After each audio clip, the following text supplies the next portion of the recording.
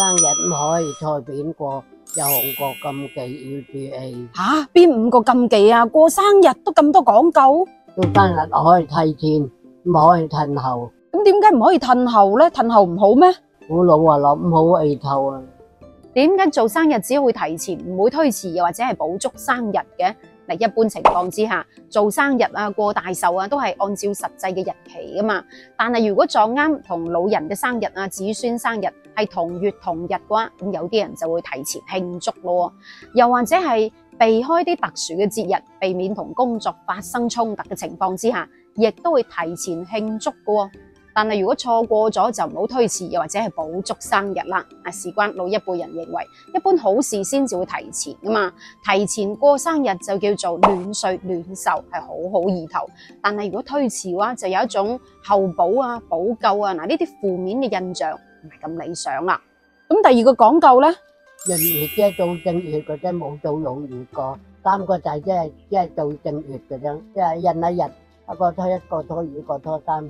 做正月嘅啫。咁乜嘢情況之下先至會過2次生日呢？譬如話有啲朋友仔為咗開心啲啊、熱鬧啲、喜慶啲，過完陽曆生日又會過陰曆生日啦。咁又譬如話遇到一啲特殊嘅年份啦，有2個相同嘅農曆月份，即係閏月啦。譬如話聽年嚟講啦，就有2個閏6月啦。咁6月出世嘅朋友仔，有啲人就會過2次生日咯。按照老傳統認為，喺咁樣嘅情況之下，過2次生日就唔係咁好嘅。就算係有閏月都好啦，只會搞正月嗰個第2次月份就唔好搞啦。咁事關老一輩人認為，搞生日嘅意義係為咗慶祝已經大咗歲啊嘛。咁如果慶祝2次嘅話，即意味住點啊？1年大2歲咯，冇理由出世2次嘅，所以就話唔好咁話。咁第3個禁忌呢，7月份生日就冇咁虛紅啦。咁呢一個係因為喺傳統文化入邊，農曆7月被叫做鬼月。咁7月14、7月15係中元節嚟噶嘛，係祭祀一啲老友記嘅日子，陰氣係好重嘅。咁一般一啲喜慶嘅事就會避開呢個月份喎，譬如話結婚啊、搬屋啊、新屋入伙啊、擺大壽啊，又或者係開張啊，就會避開下啦。咁而農曆7月份出世嘅細佬哥，以前老一輩人認為陰氣都係好重嘅，特別係女仔就叫做娘命。咁雖然就係自帶貴氣、福氣非凡，但係亦都驚有啲唔好嘅影響咁話。所以老一輩人認為啦，呢個月份出世嘅細佬哥都係低調啲，唔好咁張揚咁慶祝生日啦，避免喜事同嗰啲唔好嘅嘢相衝咁話。當然啦，呢個講法係冇乜科學根據嘅，其實主要都係受以前嗰種思想影響，所以就導致啲人會有咁樣嘅做法嘅啫。咁第4個講究呢，過生日要食長壽麵。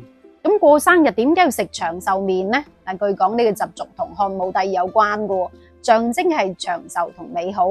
咁話說有一次漢武帝同大臣喺度討論人嘅壽命長短嘅時候，就提到啦，人中長就係壽命長。佢話如果人嘅人中1寸長嘅話，就可以活到100歲咁話。咁大臣就笑啦，話如果1寸長嘅人中就代表100歲，咁彭祖800歲，咪代表佢嘅人中有8寸長？咁事實上長壽又點關人中事呢？只不過係古人想換個方式嚟表達自己對長壽嗰種願望嚟嘅啫。不過因為呢件事，民間後嚟就有咗食長壽麵增壽嘅觀念啦。因為老百姓覺得臉同面諧音係相近噶嘛，咁寓意就係食咗長壽麵之後會帶嚟長壽咁話，咁慢慢就演變成一個風俗啦。咁第5個講究呢，過生日有啲地方係有紅雞蛋喎。至於生日食紅雞蛋係一個老傳統嚟嘅啦，象徵新生同吉祥。咁剝咗殼嘅雞蛋，象徵嘅係煥發新生同脫胎換骨，寓意未來嘅日子順順利利、健康成長咁話。咁呢一個習俗亦都提醒我哋要珍惜生命啊！但係反而生日食蛋糕就係從西方傳入到中國嘅喎，最早係源於古希臘同古埃及。咁最早食蛋糕係因為源自對月亮女神嗰種崇敬。最初係國王先至可以享用嘅，後嚟就平民百姓都開始享用啦。認為食蛋糕可以帶嚟好運，趕走啲厄運咁話。咁而生日蛋糕吹嗰啲蠟燭，寓意嘅係光明同希望。咁邊啲人又唔可以過生日呢？唔可以擺大壽呢？老豆老母在生，咁唔可以做生日。有句俗語，母在不慶生，父在不留鬚，叔侄不對飲。意思就話阿媽仲在生嘅時候，做仔女係唔應該慶祝生日，又或者係擺大壽嘅。就算係過生日都好啦，做父母嘅就唔好去吔嗰餐生日飯咁話。點解有咁嘅講法呢？事關古人認為生日就係母親嘅受難日嚟嘅。從10月懷胎到個仔女呱呱落地，母親係受咗好大嘅痛苦。咁為咗表達對母親嗰種養育之恩嘅感激同埋敬重，所以母親仲在生嘅時候就唔好去慶祝生日啦。咁仲有另外一種講法係話，如果雙親仲健在，咁做子女嘅就去擺大壽嘅話，咁樣就會搶走父母嘅福氣咁話。所以喺農村一般過咗60-70歲，如果父母仲在生仲健在嘅情況之下，都唔會去擺大壽，免得帶俾自己母親心理負擔啊嘛。咁當然啦，如果簡單咁一家人團聚啊，當食餐飯唔當生日酒咁擺都係得噶吓。咁第二種又係邊啲人唔可以做呢？未夠60歲唔可以擺大壽，因為啲孫大個啦，要佢結婚至做得生日。過壽擺大壽就唔同過生日喎，喺周禮入邊就有記載啦。60為下壽，80為中壽，100歲為上壽。意思就係話60歲係一個圓滿嘅輪迴，天干地支入邊嘅年份都經歷咗啦，所以60歲就叫做花甲壽，亦都叫做下壽。咁80歲嘅老人就叫做山壽，又或者係中壽，100歲嘅就叫做上壽。咁畢竟喺古時候100歲老人係好少噶嘛，係咪？咁亦都有句說話叫做生日年年有，壽誕60走。所以喺傳統文化認為，一般過咗60歲之後先至有資格擺大壽，而且最好就係仔女都結晒婚啦，兒孫滿堂啊，咁樣先至會擺大壽，認為咁樣先係叫圓滿咁話。咁第三種人呢，有啲地方73、84點擺大壽。咁呢一個係因為民間有個講法，73、84閻王不叫自己去。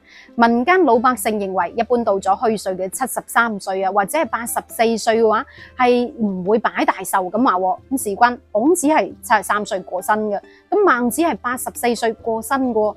咁農村老百姓就認為啦，你睇下呢兩位咁犀利嘅聖人，佢哋都過唔到呢2年坎啊，所以作為普通嘅老百姓都要低調咁過，唔好咁張揚去搞生日慶祝生日啦，又或者係提前過，隨便咁吔餐飯就算啦。咁有啲地方嘅風俗就係做9唔做10，譬如話60大壽就會揀喺59歲做。咁事關老百姓認為9係長長久久好好意頭嘅，但係10就意味住圓滿，滿咗就會寫嘅啦嘛。況且10嘅諧音就唔係咁好聽嘅，所以又做9唔做10呢個風俗啦。咁而有啲就話過咗做咗生日之後就要年年都做嘅，唔可以斷嘅。咁呢一個就係民間嘅風俗啦。